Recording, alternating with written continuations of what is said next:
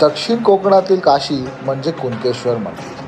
देवगड शहरापासून 14 किलोमीटरच्या अंतरावर असणारे एक प्राचीन शिव मंदिर. कुणकेश्वराचे मंदिर अनेक वर्षांपूर्वी बांधले गेले.